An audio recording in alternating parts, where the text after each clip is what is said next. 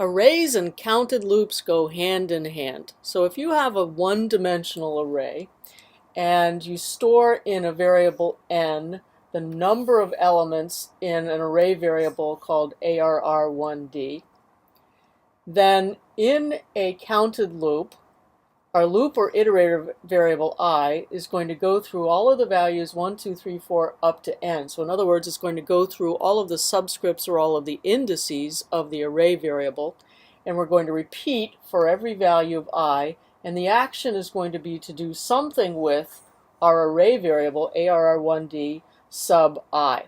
So first, when I has a value 1, we're doing something with the array variable sub 1. When I has a value 2, we're doing something with the array variable sub 2. When I has a value 3, we're doing something with the array variable sub 3, all the way up to n, which is the number of elements in the array variable. So we're iterating through all of the elements of the array variable, doing the same thing with every element in our array. Now, when you have a two-dimensional array, you need two counted loops. You need nested loops. You need to loop over the rows, and you also need to loop over the columns. So if we store in two variables the number of rows in our array variable arr and the number of columns in our array variable arr, then I is going to iterate through all of the rows from one to row, and we're going to repeat an action. And J, in a nested loop, is going to iterate over all of the columns. And we're going to repeat an action. And the action is going to be to do something with our array variable sub ij. So notice that we use the loop variable over the rows, I first, and then the loop variable over the columns, j second. So we're looping through all of the elements in the array, doing something with each element. So this is an example of what an array might look like. So we have an array variable called quiz that has 5 rows, 1, 2, 3, 4, 5 rows, and 3 columns. So maybe this represents there are 5 different students, and each student took 3 separate quizzes. So we have this array variable, this two-dimensional array variable that stores 15 different quiz values altogether. So what might we want to do? Well, we might want to know the sum, for example, in order to calculate an average, which we would do later. We might want to know the sum for every student. So we'd want to know the sum of each row for every student. Or we might want to calculate the average eventually. So again, for now, calculate the sum for each quiz. So for each column. So do we go through this array row-wise, meaning row by row, or column-wise, meaning column by column?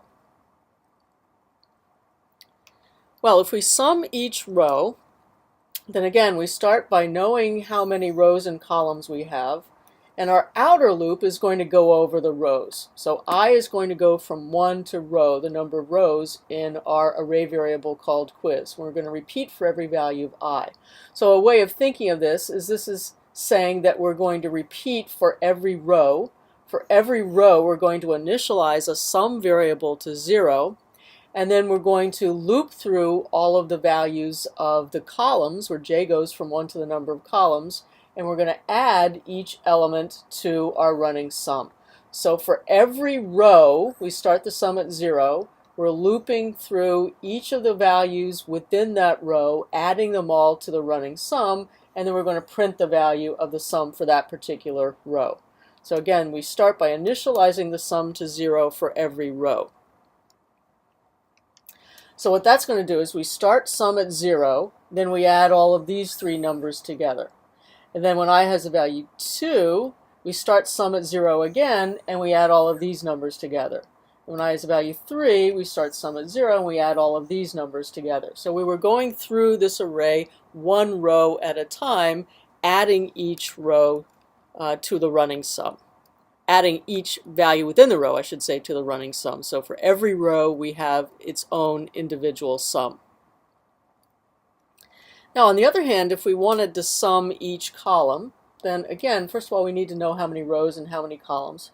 But in this case, I is going to go through all of the columns. So we're repeating for all of the columns. We start by initializing the sum to 0, and then j is going to go through all of the rows. And notice that in this case, we're referring to the quiz as quiz sub j comma I.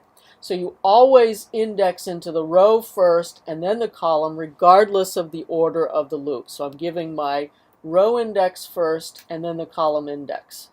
So the outer loop, however, is over the column. So what we're doing is for every column, initialize the sum to 0, add all of the numbers within that column together, and then print out the result.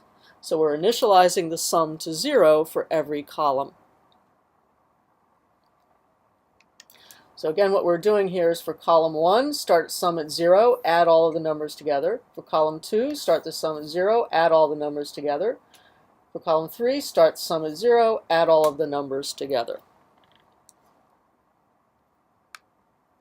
Now, if you just want an overall sum of all 15 numbers, then it doesn't make any difference whether the outer loop is over the rows or over the columns.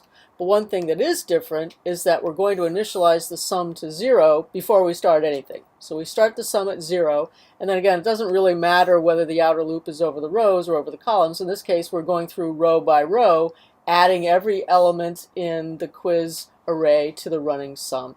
So again, it doesn't matter which order the loops are in here, but it is important that we initialize the sum to 0 before we start the process, so we're getting the overall sum of all of the numbers.